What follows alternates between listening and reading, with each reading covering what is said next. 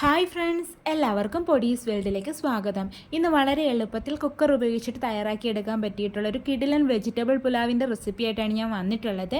ഇത് നമുക്ക് ലഞ്ച് ബോക്സിലൊക്കെ തയ്യാറാക്കി കൊടുത്തുവിടാൻ പറ്റും. അപ്പം നമുക്കിതെങ്ങനെ തയ്യാറാക്കുന്നതെന്ന് നോക്കാം. വെജിറ്റബിൾ പുലാവ് തയ്യാറാക്കുന്നതിനായിട്ട് ഞാനിവിടെ 1 കപ്പ് ബസുമതി റൈസാണ് എടുത്തിട്ടുള്ളത്. ഇത് നമുക്കൊരു പാത്രത്തിലേക്ക് ഇട്ടതിന് ശേഷം വെള്ളം ഒഴിച്ചിട്ട് നന്നായിട്ട് കഴുകിയെടുക്കണം. ഒരു 3-4 പ്രാവശ്യമെങ്കിലും കഴുകിയെടുക്കേണ്ടതായിട്ടുണ്ട്. വെജിറ്റബിൾ പുലാവിന് ബസുമതി റൈസാണ് ഏറ്റവും നല്ലത്. ഇപ്പം നിങ്ങളുടെ കയ്യിൽ അതില്ലാന്നുണ്ടെങ്കിൽ കൈമ റൈസോ ജീരകശാല റൈസോ ഒക്കെ ഉപയോഗിക്കാവുന്നതാണ്. അപ്പം ഞാനിത് നന്നായിട്ടൊന്ന് കഴുകിയെടുത്തിട്ട് വരാം. അരി ഞാൻ നന്നായിട്ട് കഴുകി എടുത്തിട്ടുണ്ട്. ഇനി നമുക്കിതിലേക്ക് കുറച്ചധികം വെള്ളം ഒഴിച്ചിട്ട് ഇതൊന്ന് സോക്ക് ചെയ്യാൻ വേണ്ടിയിട്ട് വെക്കാം. ഒരു 30 മിനിറ്റ് നേരത്തേക്ക് വെച്ചാൽ മതിയാകും. റൈസ് നമ്മൾ സോക്ക് ചെയ്യാൻ വെച്ചിട്ട് ഒരു 30 മിനിറ്റൊക്കെ ആയിട്ടുണ്ട്. അപ്പോൾ ഇതാ കണ്ടില്ല, നന്നായിട്ട് കുതിർന്നൊക്കെ വന്നിട്ടുണ്ട്. ഇപ്പം തന്നെ നമുക്ക് ഈ ഒരു വെള്ളമൊക്കെ മാറ്റിയിട്ട് ഇതൊന്ന് ഡ്രെയിൻ ചെയ്തെടുത്ത് വെക്കാം. ഇനി നമുക്ക് പുലാവ് തയ്യാറാക്കി തുടങ്ങാം. അതിനായിട്ട് ഞാനിവിടെ ഒരു 5 ലിറ്ററിൻ്റെ കുക്കറാണ് എടുത്തിട്ടുള്ളത്. ഇനി ഈ കുക്കറിലേക്ക് നമുക്ക് 2 ടേബിൾ സ്പൂൺ അളവിൽ നെയ്യ് ഒഴിച്ചു കൊടുക്കാം. നെയ്ക്ക് പകരം നിങ്ങൾക്ക് ബട്ടറോ സൺഫ്ലവർ ഓയിലോ ഒക്കെ ഉപയോഗിക്കാവുന്നതാണ്. നെയ്യ് ഒന്ന് ചൂടായി വരുമ്പോഴേക്കും നമുക്കിതിലേക്ക് 2 ഏലക്ക ചേർത്ത് കൊടുക്കാം. അതുപോലെ തന്നെ ഒരു ബേ ലീഫ് ചേർത്ത് കൊടുക്കാം. പിന്നീട് ഒരു ചെറിയ കഷ്ണം പട്ടയും കൂടി ചേർത്ത് കൊടുക്കാം.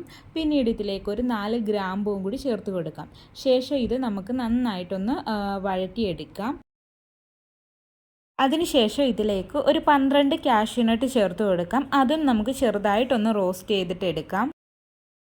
കാഷ്യൂനട്ടിൻ്റെ കളറൊക്കെ ചെറുതായിട്ടൊന്ന് മാറി വരുമ്പോഴേക്കും നമുക്കിതിലേക്ക് സവാള ചേർത്ത് കൊടുക്കാം. ഞാനിവിടെ ഒരു സവാളയാണ് എടുത്തിട്ടുള്ളത്, ചെറിയ സവാള. അത് നീളത്തിൽ നല്ല നൈസാക്കി അരിഞ്ഞെടുത്തിട്ടുള്ള സവാളയാണ്.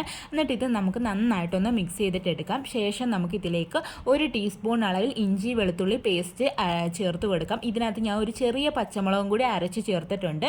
എന്നിട്ട് ഇത് നന്നായിട്ട് മിക്സ് ചെയ്തിട്ട് എടുക്കാം. ഇനി ഇതിലേക്ക് നമുക്ക് കുറച്ച് ഉപ്പ് കൂടി ഒന്ന് ചേർത്ത് കൊടുക്കാം. സവാള പെട്ടെന്ന് വഴണ്ട് കിട്ടുന്നതിന് വേണ്ടിയിട്ടാണ് ഉപ്പ് ചേർത്ത് കൊടുക്കുന്നത്. എന്നിട്ട് ഇത് നന്നായിട്ടൊന്ന് വഴറ്റിയെടുക്കാം. ഇതിൻ്റെ കളറൊന്നും മാറണ്ട, എങ്കിലും ജസ്റ്റ് നന്നായിട്ടൊന്ന് വഴറ്റിയെടുക്കണം. നമ്മളിത് നൈസാക്കി അരിഞ്ഞെടുത്തിട്ടുള്ളത് കൊണ്ട് തന്നെ പെട്ടെന്ന് നമുക്ക് വഴണ്ട് കിട്ടും, അധികം സമയമൊന്നും എടുക്കത്തില്ല.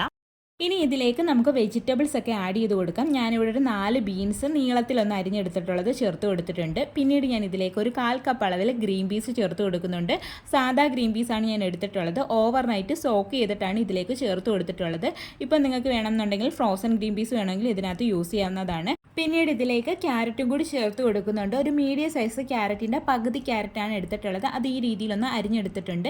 ഇനി നമുക്കിതെല്ലാം കൂടി ഒന്ന് വഴറ്റിയെടുക്കാം. ഒരു 1 മിനിറ്റ് നേരത്തേക്ക് ഒന്ന് വഴറ്റിയെടുത്താൽ മതിയാകും. നിങ്ങൾക്ക് വേണമെങ്കിൽ ഇതിലേക്ക് മഷ്റൂമോ പൊട്ടറ്റോ അതേ കണക്ക് തന്നെ കോളിഫ്ലവർ ഒക്കെ ചേർത്ത് കൊടുക്കാവുന്നതാണ്. ഒരുപാട് അങ്ങ് ചേർത്ത് കൊടുക്കണ്ട, എല്ലാം കുറച്ച് വീതം ചേർത്ത് കൊടുത്താൽ മതിയാകും. അതേപോലെ തന്നെ നിങ്ങൾക്ക് ഈ ഗ്രീൻ പീസിൻ്റെ അളവ് കുറയ്ക്കാം കേട്ടോ. 1/4 കപ്പ് താല്പര്യമില്ലെങ്കിൽ അതിൽ കുറച്ചെടുത്താലും മതിയാകും. എനിക്ക് ഗ്രീൻ പീസ് ഇഷ്ടമാണ്, അതുകൊണ്ടാണ് 1/4 കപ്പ് എടുത്തേക്കുന്നത്.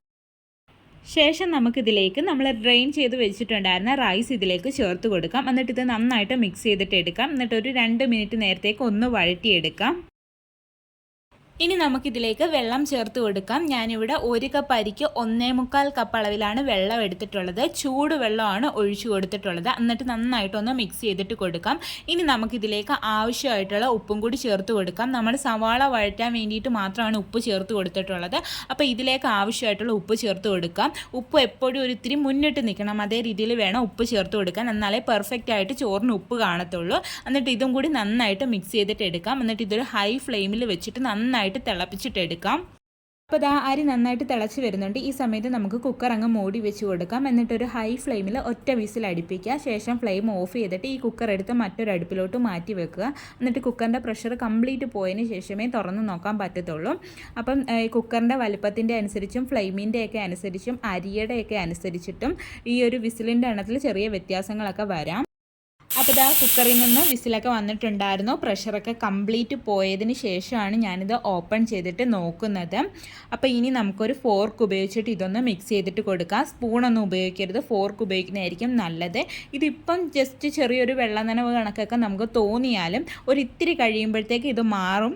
അപ്പം ആദ്യം ഈ ഒരു ആവിയിലിരുന്നതിൻ്റെ ആ ഒരു പ്രശ്നമാണ്. അപ്പോൾ നമുക്ക് നല്ല പെർഫെക്റ്റ് ആയിട്ട് കിട്ടിയിട്ടുണ്ട്. അപ്പോൾ നമ്മുടെ വെജിറ്റബിൾ പുലാവ് ഇവിടെ റെഡി ആയിട്ടുണ്ട്. അപ്പോൾ എല്ലാവരും ഒന്ന് ട്രൈ ചെയ്ത് നോക്കണേ. രാവിലെ നമുക്ക് വളരെ എളുപ്പത്തിൽ തയ്യാറാക്കി എടുക്കാൻ പറ്റും. കുട്ടികൾക്കൊക്കെ ഇഷ്ടമാവും. ലഞ്ച് ബോക്സിലൊക്കെ കൊടുത്തയക്കാൻ പറ്റും. കറികളൊന്നും ഇല്ലേ തന്നെ കഴിക്കാൻ നല്ല ടേസ്റ്റാണ്. അപ്പോൾ എല്ലാവരും ട്രൈ ചെയ്ത് നോക്കാനും ഫീഡ്ബാക്ക് പറയാനും മറക്കരുത്. വീഡിയോ ഇഷ്ടമായിട്ടുണ്ടെങ്കിൽ ഒന്ന് ലൈക്ക് ചെയ്യണേ. ആദ്യമായിട്ട് ചാനൽ കാണുന്ന കൂട്ടുകാരൊക്കെ ഉണ്ടെങ്കിൽ പ്ലീസ് ഒന്ന് സബ്സ്ക്രൈബ് ചെയ്ത് സപ്പോർട്ടും കൂടി ചെയ്യണേ. വീണ്ടും നല്ലൊരു വീഡിയോ ആയിട്ട് വരാം. Thanks for watching.